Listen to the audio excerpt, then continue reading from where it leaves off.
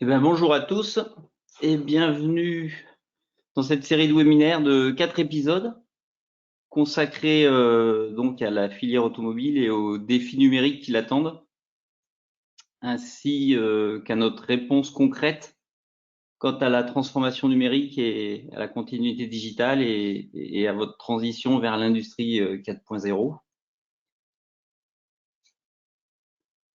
Alors je me présente, je suis Gilles Poirier, consultant chez Keonis, en charge de présenter, implémenter, participer à l'implémentation des solutions collaboratives de Dassault Systèmes chez nos prospects, nos clients, plus particulièrement les TPE, PME et startups en France et au Benelux, et notamment dans la supply chain automotive. Alors je répète, c'est une série en 4 épisodes, dont le premier est aujourd'hui. Je vous invite tout particulièrement à suivre les 3 prochains épisodes demain et jusqu'à jeudi, donc à la même heure, donc à 11h30 demain, mercredi et jeudi. Ces épisodes qui vont illustrer parfaitement la continuité digitale intégrant un scénario end-to-end, on va le voir, du développement produit, du développement des systèmes de plus en plus complexes en embarquant tous les métiers de l'entreprise. Donc l'épisode 1 aujourd'hui va être plus générique et relatif à la plateforme 3D Expérience Entreprise, à la collaboration multidiscipline autour du développement d'un produit, d'un projet. L'épisode 2 demain avec Eric Castellan sera plus focus R&D, conception produit, notamment avec la partie CATIA V5, toujours dans la plateforme de collaboration. L'épisode 3 mercredi sera sur le sujet simulation numérique et validation, donc toujours dans notre process end-to-end. Et puis enfin, l'épisode 4 jeudi sera plus axé sur la continuité digitale à l'atelier, donc toute la partie manufacturing.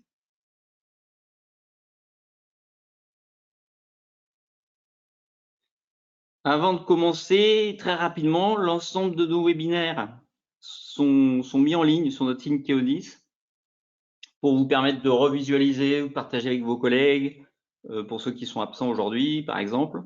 Donc, ce premier épisode sera mis en ligne dès demain ou en fin d'après-midi ou demain matin. N'hésitez pas à naviguer sur notre communauté 3DX Keonis pour y trouver toutes les informations, les revues des webinaires, les offres, les témoignages sur toutes les industries.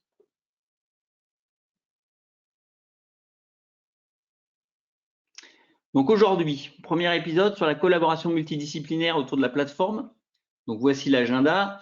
Comme c'est le premier, on va revenir rapidement sur le contexte, en contexte et introduction. Quels sont les enjeux, les challenges, les points clés, les opportunités pour la filière automobile en pleine mutation. Face à ces challenges, quelles solutions nous proposons, nous, Keonis et Dassault Systèmes, pour répondre à votre transformation et aux axes d'amélioration que vous avez identifiés. Une petite démo, un bon quart d'heure focus technique live sur la plateforme, donc sur le sujet collaboration, sens générique, collaboration des multidisciplines autour d'un projet. Et je terminerai enfin par nos offres de mise en place et de déploiement sécurisé pour l'adoption de la plateforme. Alors bien sûr, pendant tout ce webinaire, je regarde là si j'en ai mes noms, n'hésitez pas à poser vos questions dans le cadre réservé à cet effet sur le côté, sur le menu du webinaire. J'y répondrai soit au cours, soit plutôt à la fin de cette session qui va durer une petite trentaine de minutes, donc vers midi. Normalement, j'aurai fait le tour. Et surtout, n'hésitez pas à vous enregistrer pour demain. Alors, encore une fois, très technique sur l'aspect R&D, designer, puis après-demain simulation, puis le dernier jour manufacturing.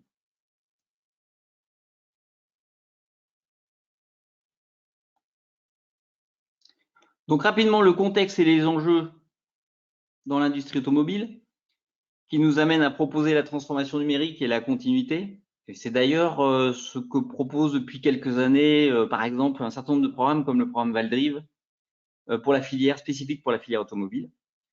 Pour le contexte, on s'aperçoit de plus en plus que la supply chain automotive est un point essentiel dans le développement et l'évolution du marché automobile. et notamment dans l'évolution de son marché, dans le marché des nouvelles technologies, le software, le développement mécatronique, la simulation multiphysique, etc. Donc les suppliers, TPE, PME, doivent s'adapter pour répondre aux nouveaux besoins du marché et aux nouveaux besoins de leurs clients, des clients de l'automobile. Entre autres, l'évolution, bon ça tout le monde sait, mais l'évolution vers l'électrique et le connecté. L'innovation pour répondre aux attentes des clients, des donneurs d'ordre, mais aussi des clients. L'adaptation, c'est un point fort, l'adaptation au contexte économique et environnemental actuel, donc tout ce qui est lié au changement climatique, ce qui est lié aux problématiques actuelles depuis 2 ans avec le Covid, et puis le plus électrique, la mutation qui s'effectue, plus électrique, le moins du diesel, et puis l'évolution quant à la production et au manufacturing.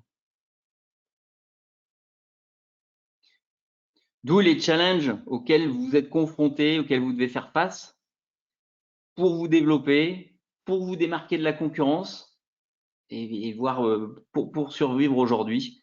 Le premier qui est le ralentissement global de la croissance et qui demande une évolution du modèle commercial. Le deuxième, une transformation technologique et une demande en croissance de l'électrique, batterie, software embarqué, nouvelles technologies.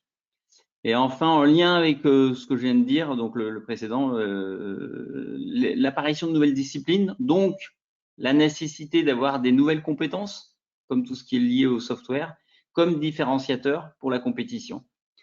Et donc une augmentation des disciplines impactées par le développement de nouveaux produits, et donc le challenge de collaborer sur une même plateforme pour répondre à à cette mutation. Donc, pour répondre à ces challenges, la transformation digitale vers l'entreprise plateforme est nécessaire.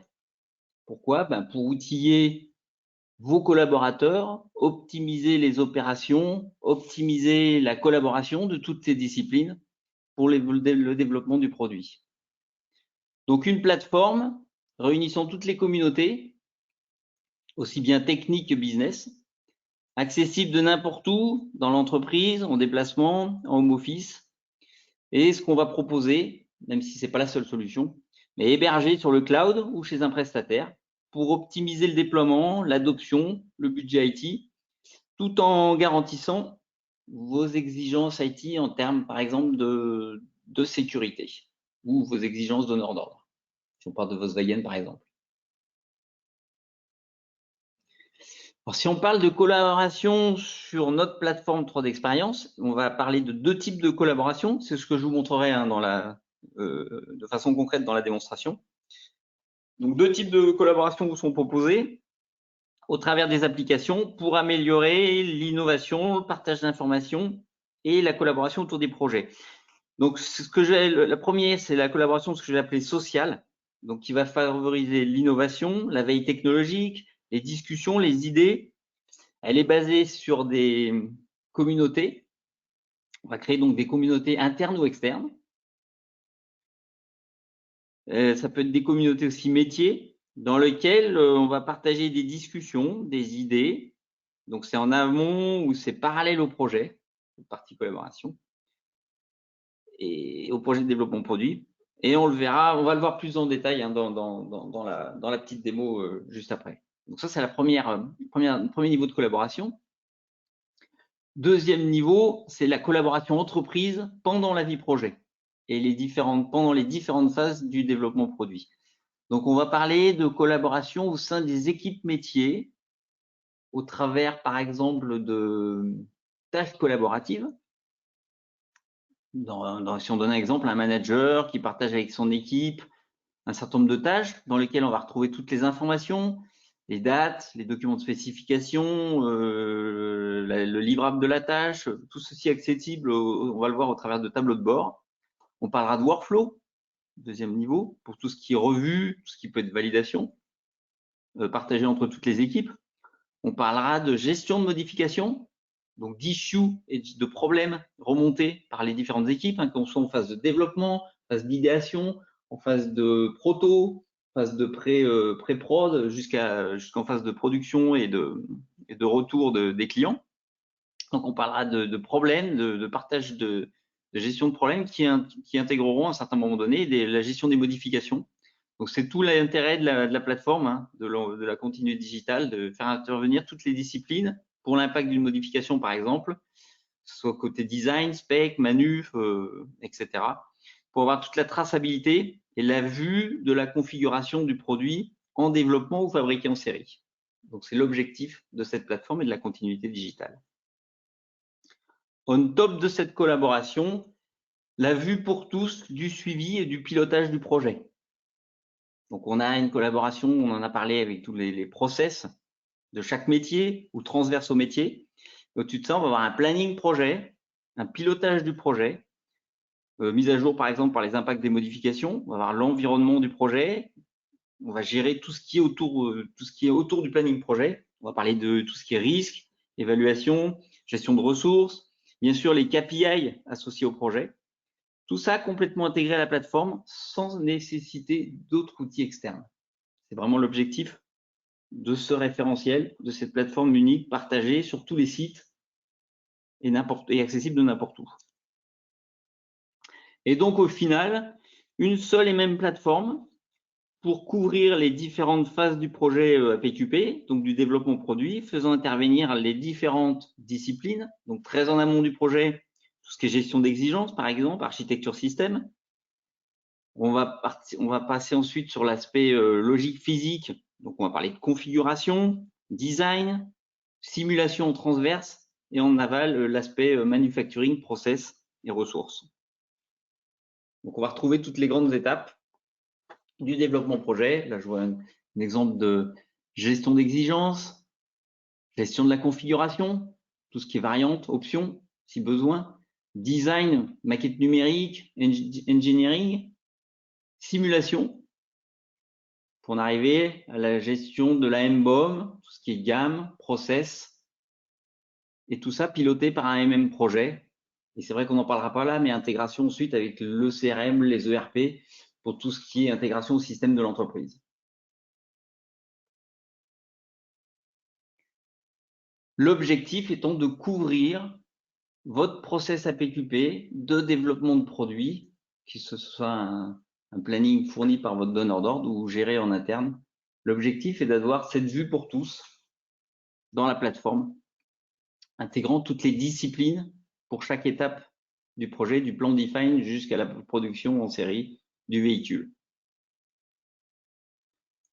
Maintenant, place au concret. Je vais illustrer en un petit peu moins de 15 minutes cette notion de plateforme, toutes ces notions dont j'ai parlé, de collaboration, multidisciplinaire, métier, autour du développement produit, de plus en plus complexe. Et vous le verrez dans les jours à venir sur cette même plateforme, des focus précis sur certaines étapes que je vais pas moi détailler aujourd'hui. Donc demain, encore une fois, hein, je le répète, mais la partie design beaucoup plus poussée, détaillée, ce sera un webinaire bien spécifique sur le sujet. Après-demain, la simulation et on terminera par le manuf. J'espère que ce sera suffisamment fluide sur votre écran. Donc, je vais me connecter à la plateforme sur le web au travers de mon browser favori, Chrome, dans cet exemple, de façon sécurisée sur le cloud, dans mon exemple. Donc, la philosophie de la plateforme est pour un utilisateur donné, donc là, je suis un utilisateur chef de projet, d'avoir un certain nombre de rôles qui me sont affectés. On va cumuler les rôles. Hein. Je peux être designer, project manager, change manager, product. Donc, associé à chaque rôle, un certain nombre d'applications. Et ces applications, je vais les regrouper dans un certain nombre de tableaux de bord. Donc, le premier que je vous montre, c'est un tableau de bord de bienvenue dans lequel je vais plutôt trouver une description. Ce n'est qu'un exemple. Hein. Vous allez pouvoir vous configurer une description un peu de ma BU, la business unit dans la société, la BU Valfi, quels sont les produits que je fabrique, sur quels projets je travaille. Donc, on est plutôt sur des projets suspension, siège, etc. Donc, on retrouve pour tous, pour toute l'entreprise, c'est pour ça que j'appelle ça c'est un tableau de bord corporate, la description de la BU, les différents sites sur lesquels je travaille, je me situe. Donc, par exemple, des sites Ça peut être en Inde pour la R&D fabrication, ça peut être en Amérique du Sud, ça peut être dans le monde. Ouais, où est-ce que se situent les sites et quelles sont leurs spécialités pour toujours la même BU. Et puis, ce que je vais appeler le feed reader, donc c'est plutôt au travers d'un système de postes, de pouvoir retrouver tout ce qui est relatif à l'innovation ou à la compétition, pourquoi pas. Donc, permettant de suivre un certain nombre d'articles sur le net et sur des thématiques précises que j'ai définies et qui sont mis à jour tous les jours pour avoir justement les dernières infos partagées avec mes collègues. Ensuite, sur cette plateforme, j'en ai parlé un petit peu, associé aux données que je vais gérer, on va retrouver les KPI, tous les KPI qui vont intéresser les chefs de projet, les managers.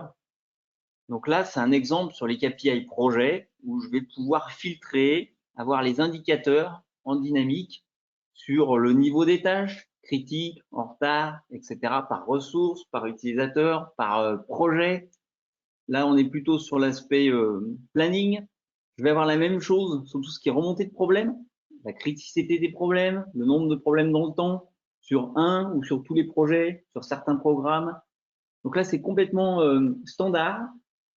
Ce sont des rôles qui existent en standard qui vous permettent d'avoir tous ces indicateurs, de les partager avec d'autres utilisateurs, d'avoir toutes les bonnes informations pour les meetings du lundi matin ou de fin de semaine par rapport à votre management et de répondre sur tous les critères de façon simple, filtrée, sur, on le voit ici, les gens affectés aux issues. Donc, on l'a sur le projet, on l'a sur les issues et on l'a aussi sur l'aspect gestion de modification. On va y venir juste après. Donc, voilà, pour la gestion des modifications, le nombre de demandes de modification sur un ou sur tous mes projets, le nombre d'ordres de modification et le nombre d'actions de modification dans les différents métiers. Ensuite, je vais pouvoir filtrer sur tous ces critères par rapport au nombre de modifications ouvertes, etc., leur état, est-ce qu'elles sont avancées, est-ce qu'elles sont en approbation, est-ce qu'elles sont applicables ou pas, etc. Sur ce point-là, on va appeler ça le SWIM. C'est un autre tableau de bord. C'est ce que je vais appeler la collaboration sociale. Donc là, on va travailler par communauté. Parce que vous voyez, sur le côté à gauche, j'ai une communauté Valfi, hein, donc au nom de ma business unit. Je peux en avoir par métier, comité qualité, R&D, etc. Je vais partager des idées, des postes. Là, on est vraiment parallèle au monde projet. Ça va maintenant de travailler plus sur l'innovation concernant les produits via des communautés, des posts, des idées, des présentations. Voilà, là, je présente un petit peu qui travaille sur quel projet et quelle est l'organisation de mon projet. Et maintenant, on va passer sur un nouveau tableau de bord. Et là, je suis plus dans le monde RFQ projet. Donc, je fais partie de l'équipe technique qui va travailler en amont sur la RFQ, donc sur l'appel d'offres de mon donneur d'ordre. Donc, je vais avoir des tâches associées auxquelles je dois répondre. Un certain nombre de tâches qui m'ont été affectées. Donc, celle, entre autres, pour la réponse à l'appel d'offres. Je vais donc, on me demande de travailler sur le cahier des charges. Donc, en spécification de cette tâche, je retrouve le cahier des charges. Le cahier des charges est géré dans la plateforme et partagé à tous. Ça va me permettre d'éditer ce cahier des charges. Et comme je fais partie de l'équipe avant-vente de réponse au projet, je vais travailler sur les exigences, les identifier dans ce cahier des charges. Le cahier des charges peut être un PDF, là c'est un Word dans mon exemple. L'objectif d'identifier, donc j'ai un rôle de gestionnaire d'exigences, d'identifier un petit peu ce cahier des charges par chapitre, sur chapitre, pour décomposer un peu les exigences, exigences marketing, exigences fonctionnelles, etc. Et j'en arrive donc à avoir d'un côté le cahier des charges qui est partagé à tous, et de l'autre côté, mon travail qui va être de structurer ces exigences. On va avoir une arborescence d'exigences, de les classifier, fonctionnelles, techniques, etc. Et de pouvoir proposer aux autres utilisateurs une traçabilité. Donc, si ces exigences évoluent et puis leur taux de couverture pendant le déroulement du projet, c'est ce qu'on voit ici. Donc, j'ai une structuration des exigences, chapitre, sous-chapitre, qui est issue en lien avec mon document Word qui vient de mon donneur d'ordre de mon client. Et je vais pouvoir naviguer comme ça sur toutes les exigences et retrouver toutes les informations. Elles sont structurées, coordonnées, illustrées, retrouver toutes les informations associées aux exigences. Qui est affecté, etc. Quel contenu, quel impact, quel est le taux de réponse. Maintenant, je vais passer sur la partie bureau d'études où je réponds toujours, je suis toujours en réponse RFQ, qui va me permettre de naviguer, alors toujours pareil hein, avec mes tâches associées. Et je vais retrouver en attachement les données de mon donneur d'ordre associées au cahier des charges, l'environnement dans lequel je dois travailler du véhicule. Donc très facilement, peu importe la CO d'ailleurs, très facilement, je vais pouvoir naviguer sur ces informations de mon donneur d'ordre, rechercher un produit similaire dans mon catalogue, dans mon portfolio produit, voir s'il n'y en a pas un qui se rapproche de la demande du client. Ce qu'on voit ici aussi, c'est que je navigue sur une navette numérique, une maquette numérique multicad. C'est ce que je vois ici. Je peux très bien filtrer. Je vois que dans cette maquette numérique, j'ai du CATIA V5, du SolidWorks et aussi du 3D Experience, du CATIA 3D Experience. Peu importe le système de CAO utilisé, je vais pouvoir naviguer, visualiser et travailler sur les données de l'environnement qui m'est fourni. Et puis, je peux filtrer par zone. L'objectif, là, va être d'introduire un nouveau siège. Et donc, je vais regarder un petit peu dans mon portfolio ce qui peut correspondre et naviguer sur ma maquette numérique par rapport à l'environnement du client. Donc, des fonctions simples de navigation, toujours sur le web. C'est ce qu'on voit ici. Tout ce que je vais montrer aujourd'hui va être complètement sans besoin d'outils client lourds. Je vais être sur le web, travailler sur le contexte de mon développement produit, tout en filtrant, en naviguant, mesurant, avec des annotations possibles, des éclatés, prise de mesure, etc. Donc tout ce qui est travail de RFQ de façon simple sur le web, avec les données d'entrée et les données que j'ai moi dans mon portfolio produit, que je peux intégrer sur cette maquette numérique. Cette RFQ, une fois fournie, une fois répondue, si elle est gagnée, va se transformer en un projet industriel. Donc elle est tracée, elle est régie par un projet qui peut être APQP en fonction de votre méthodologie projet. Donc tous les acteurs vont collaborer autour d'un planning projet, dans lequel sont définies les différentes activités affectées à chaque métier. Donc le chef de projet a un accès à l'ensemble de ces projets, au RFQ, au tableau de bord, et avoir accès aux différentes tâches. Il va définir lui-même à partir d'un modèle de projet, par exemple, le projet industriel. On va retrouver les 5 phases de la PQP dans cet exemple-là, 5 ou 6, de l'avant-projet jusqu'au manufacturing.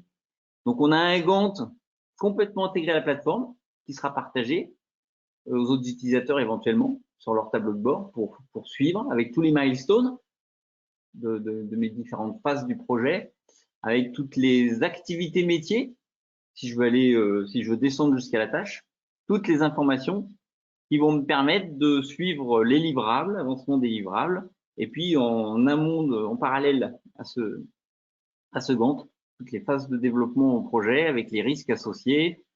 Donc là, on va retrouver les tâches, les phases, les jalons, les livrables, et jusqu'à la gestion de ressources. Donc, ce qu'on peut voir, c'est qu'on a un Gantt qui vous redonne exactement les mêmes fonctionnalités que les outils que vous pouvez avoir aujourd'hui. Souvent, on va retrouver de l'Excel, mais on va retrouver aussi pourquoi pas du MS Project, du PSN ou des choses comme ça. Donc là, on a des fonctionnalités, chemin critique, accès aux tâches, accès aux livrables, accès aux checklists, pour ce qui est gate, accès éventuellement si on veut aller jusqu'à la gestion de ressources. Donc là, je regarde sur la tâche, la ressource qui est affectée, son taux de charge, et sur les différentes tâches associées, et tout ça sur une vue multi-projet. Donc c'est tout l'intérêt de la plateforme. Donc d'avoir toutes les informations qui me permettent de piloter aisément et d'aller rechercher par exemple une autre source pour l'affecter sur une tâche de simulation. Et puis c'est de trouver la meilleure période où elle pourrait travailler sur cette tâche. Donc pour le chef de projet, une facilité au travers du web, toujours sur cette même plateforme, de travailler et de piloter son projet et d'avoir efficacement de partager les bonnes informations.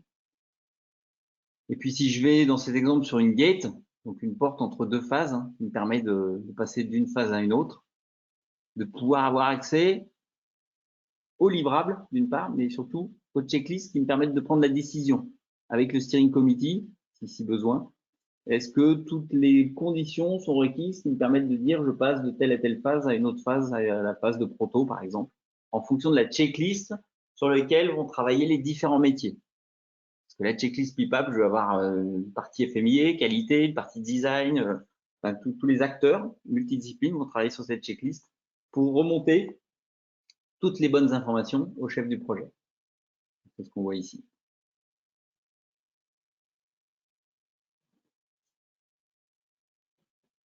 Donc, les différentes disciplines vont participer aux tâches, à la définition de cette checklist, au lien des différents livrables et toutes ces informations sont remontées au comité et au gestionnaire du projet.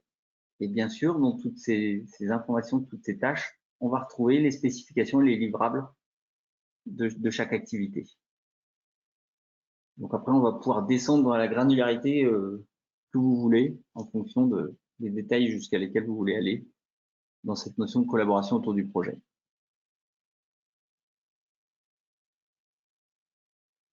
Maintenant, on va passer autour du projet. Les acteurs projet vont, en lien au projet, participer au dossier technique. Donc, on va aussi bien, on a parlé de données 3D, de cahier des charges, mais on va pouvoir partager à tous toutes les données, alors livrables bien sûr, mais aussi tous les documents de projet, que ce soit données de conception, spécifications techniques, tout ce qui est normes, qualité, tout ce qui est compte rendu de réunion par exemple.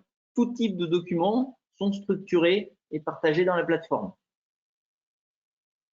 Ils sont bien sûr gérés en cycle de vie, donc en maturité, en version, et liés éventuellement sur des tâches projets pour tout ce qui est livrable. Diffusés, on va le voir éventuellement au travers de workflow, pour tout ce qui est revue et validation. Avec bien sûr la visualisation. Donc par exemple une pièce 3D qui m'a été fournie par un sous-traitant, de pouvoir l'intégrer alors avec un format neutre, pourquoi pas, hein, un STL, un IGS, dans mon exemple c'est un step. Et puis la possibilité de aussi visualiser les plans, de pouvoir y mettre des annotations,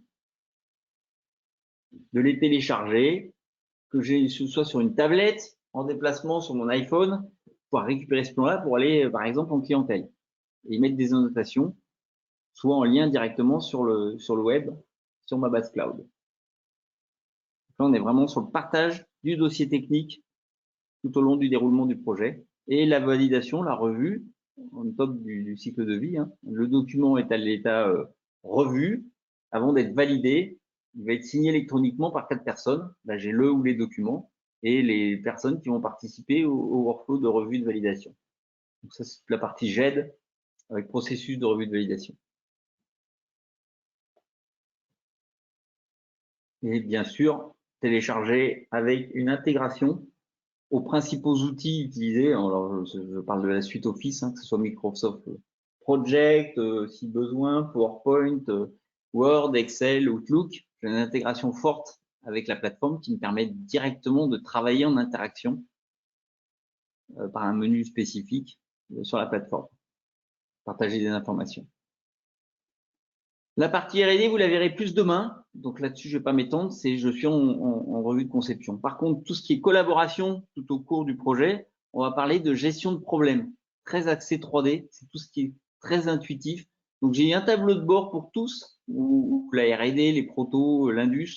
On va retrouver les problèmes sur la partie de gauche et une visualisation 3D de ces problèmes. Donc, par exemple, j'ai un problème ici sur un support moteur. Je peux le sélectionner, je vois les différents impacts, j'ai toute l'information sur le déroulement de l'issue, je peux remonter au contexte pour voir un petit peu le problème qui m'a été remonté par l'équipe simulation où se trouvent les interférences. Donc on voit j'ai des interférences entre le support du moteur et mon nouveau moteur électrique sur ce véhicule au niveau des perçages.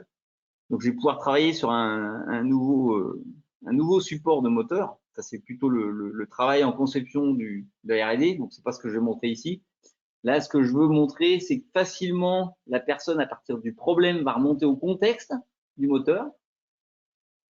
Elle va, plutôt que de charger tout le véhicule, travailler directement au contexte du support du moteur. Donc là, on trouve le moteur, le support et tout son environnement, la zone qui est impactée. Je vais pouvoir aller visualiser l'ancienne version de mon support, celle qui pose problème. Et en imaginant, parce que là, aujourd'hui, l'objectif n'est pas de faire du design et de reconstruire le support, que ce soit en CATIA, en SolidWorks ou autre chose. Là, l'objectif, j'imagine que la version B du support existe, celle qui correspond à mon nouveau moteur électrique. Et je vais pouvoir directement sur le web aller filtrer un peu la zone qui m'intéresse et remplacer directement sur la maquette numérique sur le web le support par la dernière version existante pour aller voir un petit peu si ça résout mon problème, si je peux le proposer. Donc, c'est ce qui va se passer. J'ai directement sur le web téléchargé la nouvelle version et je vais la proposer par un cycle de vie. Hein. Elle est en travail, je vais la geler avant de la proposer pour validation à l'équipe projet. Donc là, c'est de l'issue 3D. Tout l'intérêt est que c'est un tableau de bord accessible par tous, pas besoin de rôle particulier. tout ça sur un modèle 3D, mon véhicule complet, et pouvoir un petit peu descendre sur le support, sur l'environnement associé, et voir, de pouvoir comparer. Alors, en entrée d'issue, j'ai le support version A. En solution, j'ai le support en version B, pouvoir comparer, pourquoi pas, les deux supports. On voit les différences par couleur, nervures, perçage, etc. Voilà un petit peu ce que je voulais en quelques minutes, une vue rapide de cette notion de collaboration autour de la 3D expérience, où tous les métiers travaillent simultanément sur leur domaine pour le développement d'un produit à partir du cahier des charges jusqu'au manufacturing. Et c'est ce qui, encore une fois, sera détaillé sur les 2 jours, 3 jours à venir. Maintenant, un rapide topo pour sécuriser un petit peu la conduite du changement, assurer cette transition de l'entreprise pour un déploiement simple et accessible de cette plateforme 3D d'expérience de collaboration. Keonis a mis en place un certain nombre d'offres packagées basées sur notre expertise. Ça fait plus d'une dizaine d'années qu'on met ça en place, intégrant les bonnes pratiques de chaque domaine et surtout adaptées aux TPE-PME, aussi bien en timing, c'est-à-dire mettre rapidement et pas attendre 3 ans que la plateforme soit mais quelques semaines, quelques mois pour que la plateforme soit opérante sur un domaine bien précis, monter en puissance et surtout sécuriser cette mise en place. Donc, on va partir d'une offre de conseil, de Think Big, pour la construction de la feuille de route, la roadmap du projet, avec une vision, un objectif stratégique de mise en place de cette plateforme, tout en démarrant vite, le Start Now, le Start Small, sur le cloud au travers d'offres ready-to par domaine. Donc, ces offres-là sont basées sur des bonnes pratiques et permettent cette mise en place rapide et sécurisée de chaque domaine. Un domaine étant, je veux démarrer la collaboration, puis ensuite, deuxième étape, mettre la partie design, puis la troisième, j'ai bien vu que je pouvais piloter mes projets, etc., jusqu'à, pourquoi pas, intégrer de la simulation, du manufacturing, etc., pour répondre à votre process de développement produit. Donc, ces offres packagées permettent de déployer, encore une fois, de façon sécurisée chaque domaine métier. Donc, on va retrouver le Ready to Collaborate, le Ready to Engineer, le Ready to Simulate, le Ready to Manufacturing, etc. Basé sur les bonnes pratiques, comme j'ai dit, de votre industrie et mise en œuvre chez nos différents clients dans l'automobile depuis un certain nombre d'années. La méthodologie de ces offres de mise en œuvre est basée sur 5 étapes. Ça, c'est simple. Le cadrage, pour aligner vos besoins avec notre solution, nos bonnes pratiques. Le onboarding, premier niveau de paramétrage sur la solution cloud ou sur une solution hébergée. La découverte, qui est une formation standard du domaine en question. Le demonstrate, qui est la phase la plus longue, le démontrer, parce que c'est vous qui pilotez cette partie-là, qui va se baser sur un ou plusieurs scénarios issus du cadrage qu'on aura fait ensemble et qui va permettre de démontrer au key user la valeur de la solution avant le déploiement à l'ensemble des utilisateurs de votre BU ou de vos sites, de vos différents sites. Pour terminer ce webinaire, j'espère que je suis dans les temps. Oui, sans problème. Pour terminer ce webinaire et en attendant la suite sur quelque chose de plus technique sur l'aspect R&D demain avec Eric, les messages clés de ma présentation, une plateforme de collaboration qui va intégrer, qui est sécurisée sur le cloud ou hébergé et qui va intégrer toutes les disciplines, accessible sur des tablettes, sur des iPhones ou comme je viens de le faire sur votre navigateur préféré. Une offre cloud qui permet une mise en place rapide, qui permet de vous centrer tout de suite sur les bénéfices de la plateforme et sur votre métier. Une plateforme évolutive, donc démarrer petit, pourquoi pas gestion du dossier technique, gestion du bureau d'études, et puis ensuite évoluer vers d'autres métiers de façon assez simple. J'espère que vous l'avez bien compris. Et une offre associée pour un déploiement standardisé basé sur les bonnes pratiques. Eh bien, je vous remercie déjà pour votre participation, votre disponibilité pendant ces 35-40 minutes. Bien sûr, je reste à disposition déjà si vous avez des questions, n'hésitez pas. Là, j'en vois pas, mais n'hésitez pas si vous avez des questions ou sinon par mail, à mon mail, gilles.poirier@keonis.com ou avec votre votre représentant commercial favori chez Keonis. N'hésitez pas, je les répète, à vous inscrire pour les 3 prochains jours sur le site de Keonis. Donc, encore une fois, demain, Focus Design R&D. Mercredi, Focus Simulation avec Jérémy. Et jeudi, Focus Atelier. Donc, de la M-BOM jusqu'à le process et tout ce qui est manufacturing avec Franck et Zacharia. Encore merci pour votre participation et puis je l'espère à bientôt pour parler plus en lien avec votre société de votre projet de collaboration 3D Expérience. Merci et bonne journée à tous.